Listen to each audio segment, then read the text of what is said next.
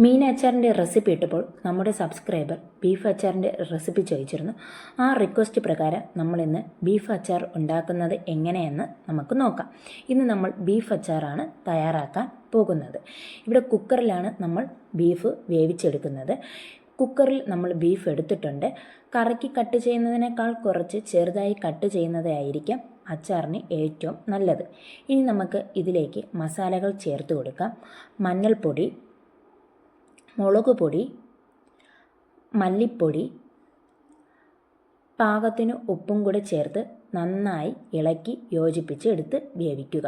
ഇതിലേക്ക് ഒട്ടും വെള്ളം ഒഴിക്കേണ്ടതില്ല. ചൂടായി കഴിയുമ്പോൾ ബീഫിൽ നിന്ന് തന്നെ ആവശ്യത്തിന് വെള്ളം ഇറങ്ങിക്കോളും. ഇനി കുക്കർ അടച്ച് വേവിച്ചെടുക്കുക. ബീഫ് നന്നായി വേവിച്ച് എടുത്തിട്ടുണ്ട്. ഇനി ഈ ബീഫ് അച്ചാർ ഇടുന്നതിന് മുമ്പ് ചെറുതായി ഒന്ന് ഫ്രൈ ചെയ്ത് എടുക്കണം.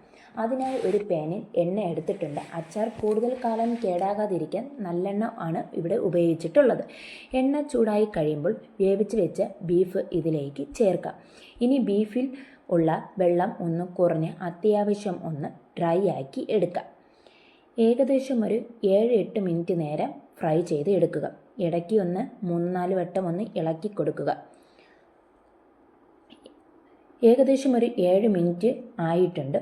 ഓവറായി ഫ്രൈ ചെയ്ത് ഹാർഡാക്കി എടുക്കരുത്. ഇനി ഇത് എണ്ണയിൽ നിന്ന് കോരി മാറ്റുക. ബീഫ് ഫ്രൈ ചെയ്ത ആ എണ്ണയിൽ തന്നെ അച്ചാർ ഉണ്ടാക്കാൻ പോകുന്നത്. അതുകൊണ്ട് ബീഫിൻ്റെ പൊടികളെല്ലാം മാറ്റി എണ്ണ ഊറ്റിയെടുക്കുക. ഇനി എണ്ണ ചൂടാക്കുക. അതിലേക്ക് നമുക്ക് കടുക് ചേർക്കാം. കടുക് പൊട്ടിക്കഴിയുമ്പോൾ ഇഞ്ചി ചെറുതായി അരിഞ്ഞത്, വെളുത്തുള്ളിയും 6 പച്ചമുളകും കൂടെ ഇട്ട് നന്നായൊന്ന് വഴറ്റി എടുക്കുക.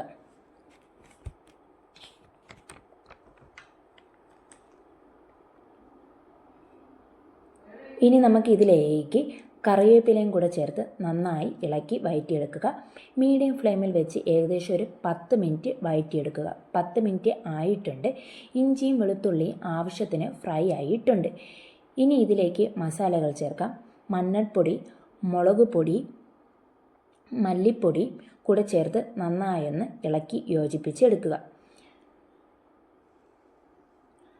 ആവശ്യത്തിന് കുറച്ച് കായപ്പൊടിയും കൂടെ ചേർക്കാം. അത് വേണമെങ്കിൽ ചേർത്താൽ മതി. കുറച്ച് കുരുമുളകും പൊടിയും കൂടെ ചേർത്ത് 5-10 മിനിറ്റ് ഒന്ന് ഇളക്കി യോജിപ്പിക്കുക. ഇനി ഇതിലേക്ക് നേരത്തെ ഫ്രൈ ചെയ്ത് വെച്ച് ബീഫ് ചേർത്ത് വീണ്ടും ഒന്നും കൂടി നന്നായി ഒന്ന് ഇളക്കി എടുക്കുക. അങ്ങനെ അടിപൊളി ടേസ്റ്റിയിലൊരു ബീഫ് അച്ചാർ ഇവിടെ റെഡി ആയിട്ടുണ്ട്. അച്ചാർ നന്നായി തണുത്തതിന് ശേഷം മാത്രം കുപ്പിയിൽ അടച്ച് സൂക്ഷിക്കുക.